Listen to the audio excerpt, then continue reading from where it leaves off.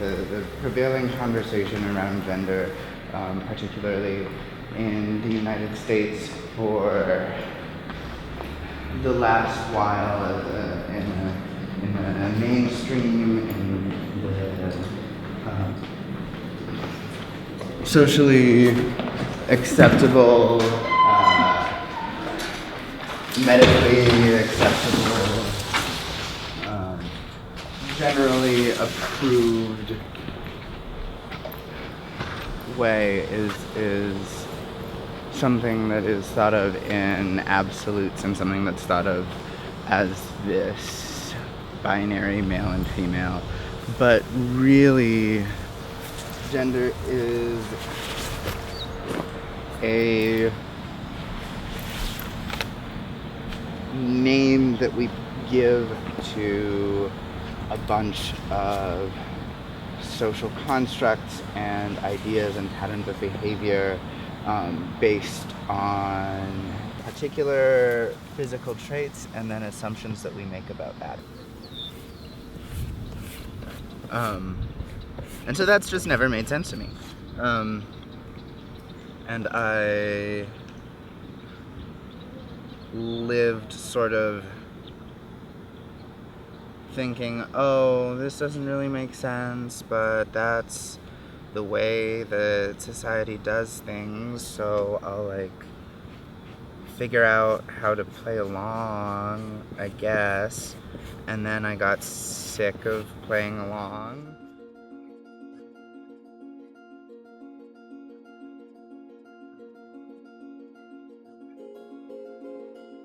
The concept of drag, or one gender dressing up as another, has a long history within the entertainment world. It was something often done for a comedic effect or to shock audiences. But for a while now, we have come to realize more and more as a society that for some, the gender they were assigned to at birth is not true to who they are. These people are part of the trans community, and for many of them, this may mean identifying on the opposite end of the gender binary than where they are assigned at birth. Although we have seen more media representation of trans people within the last few years, and slowly trans rights are being acknowledged and protected, the trans community has a long and continuing history of violence and oppression. And often, to be visibly trans can be dangerous. This is Marsha P. Johnson. She was a trans woman and a drag queen who instigated the Stonewall riots and was an activist for gay and trans rights in New York until her death in 1992 at age 46. Her body was found floating in the Hudson River. It was ruled suicide despite objections from her family and friends. It wasn't until 20 years later, in 2012, when the case was reopened as a possible homicide. She is not alone in the violence that she's faced. Although some in the media have dubbed 2015 the year of trans due to the increase in trans visibility, it is also the year with the highest recorded murders of trans women. Perhaps this is because limited visibility of select trans people doesn't do much to humanize and advocate for the entire trans community. When you look at who the media celebrated in this year of trans, Caitlyn Jenner undoubtedly comes to mind. But she is the exception rather than the rule when it comes to the trans community. Many trans people can't afford the expensive surgeries and other procedures Caitlyn underwent in order to be legitimized by much of society as a woman. And a large portion of trans people don't even want to undergo any bodily changes. These people who do not conform to the gender binary are also prone to violence and discrimination, like their binary trans counterparts. While binary trans people are beginning to be positively viewed in the media as actual people rather than jokes or caricatures, non-binary representations, such as Benedict Cumberbatch's character in Zoolander 2, are degrading and invalidating to non-binary identities.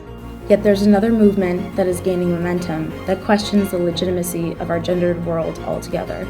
It is propelled by the idea that gender is something totally constructed. This means that gender expression and gender itself are far more complicated and nuanced than the binary conceptions of male and female. It was popularized in Ruby Rose's featuring in a viral video called Break Free, where a transformation in gender expression was shown. This video highlights some of the ideas generated by this movement that gender may be more fluid or even non-existent. So what is the experience of gender expression that goes beyond the male or female binary?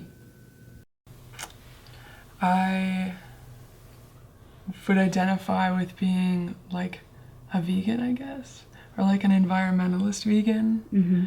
I think that's something that I identify with. Like, I don't know.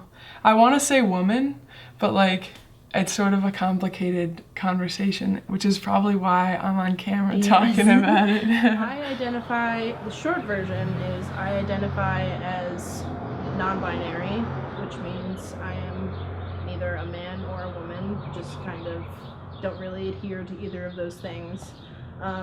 If you really wanted the full title with people who are like me, how they identify, it would be trans masculine non-binary, AFAB trans masculine non-binary, and AFAB stands for assigned female at birth, and that's the kind of current terminology that people use.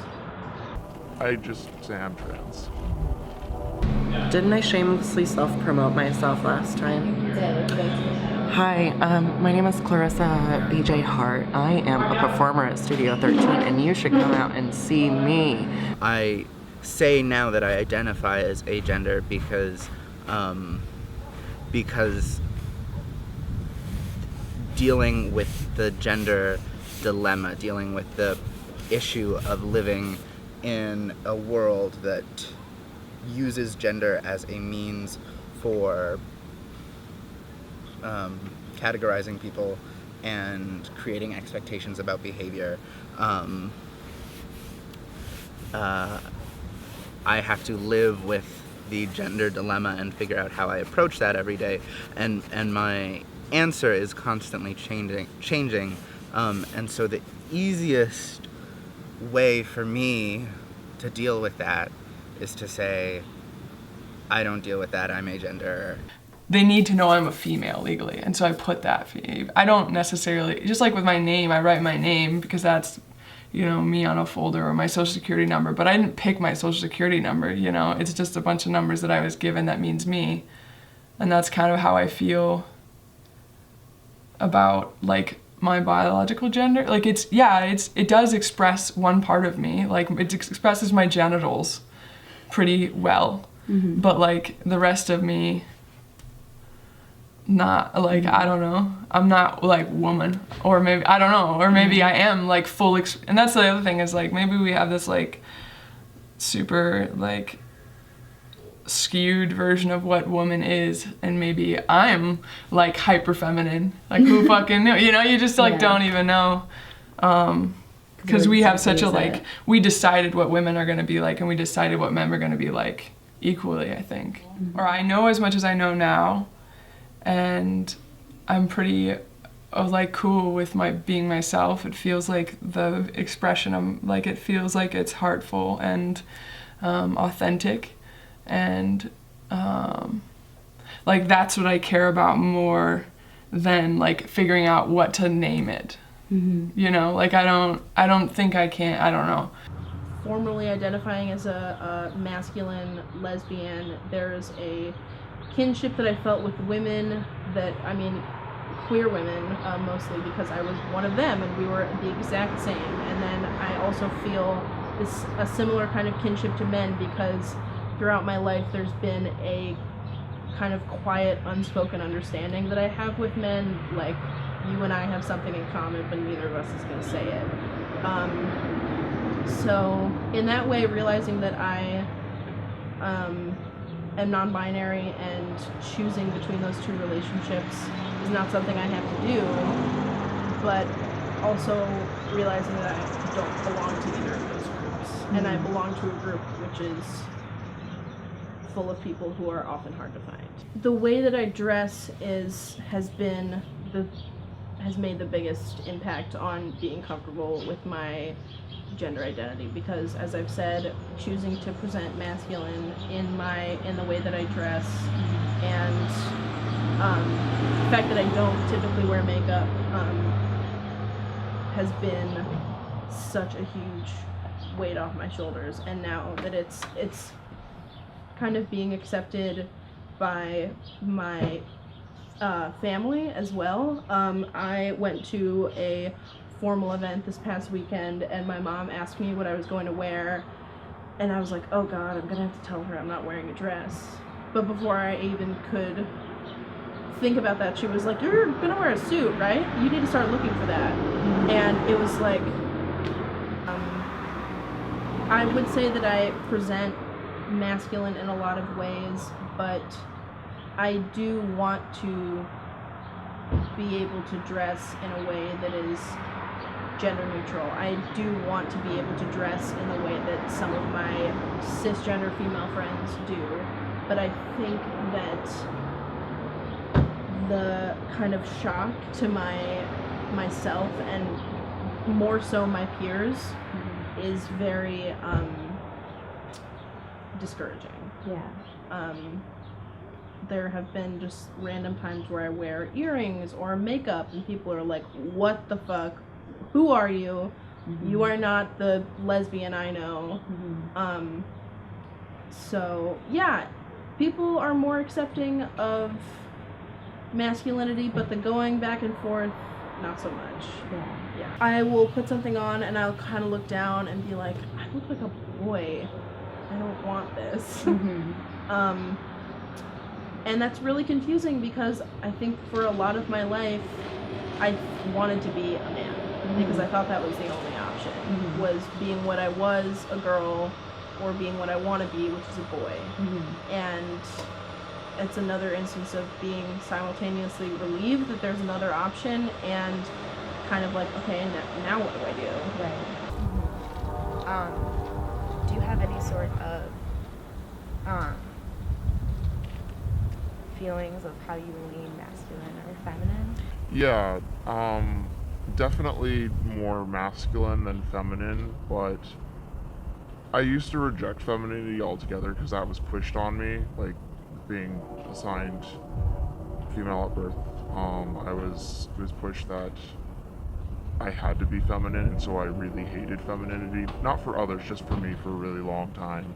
But now that I've reached a point where I'm very comfortable where I'm at, and I've been living how I want to for a while, I'm more open with feminine things and fine with dressing more femininely every now and then. But typically, I dress more masculine, and my gender expression is typically more masculine, but sometimes feminine.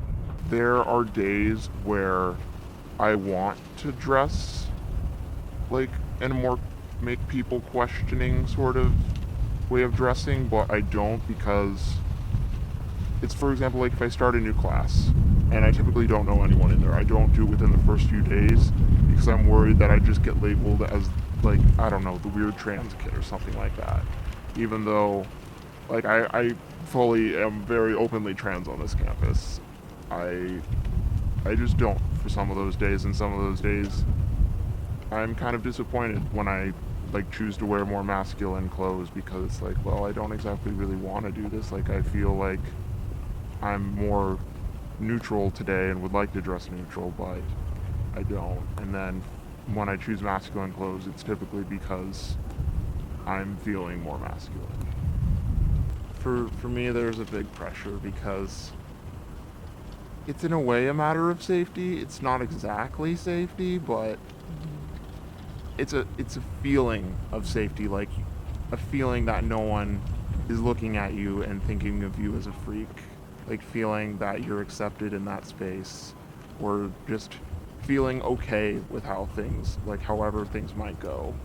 And that sense of safety is not always there in the classroom. For walking around on campus, I feel fine, because I usually have someone with me that's a friend, and that's all I really need. But in a classroom, I don't usually have that friend with me. I don't have a friend like that in my classes. So one night, I was just going to studio just to drink and party as I normally do, and then a queen who was booked dropped out 45 or so minutes before the show was supposed to start. We only had 3 queens performing in the show, so my thing was Griffin, you're doing the show. And I'm like, what? And this was a Saturday night, so I was like, what? Never done drag before my whole life. super shy when it comes to being on stage and whatnot, and they just like threw me together real quick, like painted me in like 20 minutes and threw on a wig and a dress and some heels, and it was rough. It was rough. I did not look good. So Sasha wasn't there that night, the first night I did it. She was in Des Moines, this was around the time that she was doing RuPaul stuff when she was on RuPaul. So she was like out of town a lot. So then the next day, she's like, how dare you do drag without me being there? I was dying to see this. So she's like, come to studio again tonight. Because I was living in Vinton, which is like an hour away from here. She was like, come back to Iowa City tonight. I'm going to paint you. You're going to do the show again. I'm like, okay, fine. And then I looked beautiful, and it was fun. It was good. It was much better. I get, like, as a boy, like, dressed more femininely than I do now. Because I think I like the fact that I can just get that like femininity out in drag, and then like I could just dress like a regular boy as a boy. Like I don't think I would ever have dressed like this like 2 years ago. I have like gay stuff on. I don't even know. Like I never wore like backwards caps and whatnot. But now I'm like, now I can be like, I could wear something like this when I'm in drag. But oh my gosh, that means when I'm a boy I can wear, you know, like boy clothes that I like too, or like before I was just like trying to find like a happy medium of like feminine and masculine. No, I love like after the show, I can just like hang out with people and like people come up and talk to me and I could just like be stupid and whatnot and still be in drag. Yeah, and still be in drag and like look pretty and whatnot. Probably have more comfortable shoes on than I do during my numbers, and that's like nice.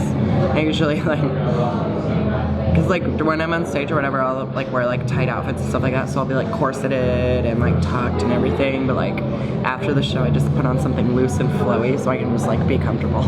It's great. He was a man that did drag. Eventually we all kind of found out that they were doing drag because they wanted to like transition and see what it was like to be a woman. And they started transitioning and then everyone loves them. We're cool with trans people. Well, yeah, or men dressing as women, so you kind of have to have a bit of leniency as to what's like normal and what's not normal, because most things can be normal if you just have an open mind. In my life would dream, would hope to see the concept of gender destabilized. So that we stop thinking about people based on, oh, you have a penis, therefore you probably like cars, and one day you're gonna marry a beautiful woman who will be your wife, unless you're gay, in which case you'll marry a man and go shopping. These like collections of stereotypes about what it means to be human that we build up and we base on genitalia, on what people look like, how people dress, how people sound, all of these things that get grouped in the gender and like gender adjacent descriptions. I want to see those become less salient. Picture yourself in front of two doors. Behind one is everything associated with femininity. Behind the other is everything associated with masculinity. Can you walk through one door and see everything behind it that describes who you are as a person? Are we as people confined to choose one door and give up everything in the other? Or does gender as a concept deserve a bigger plane of existence?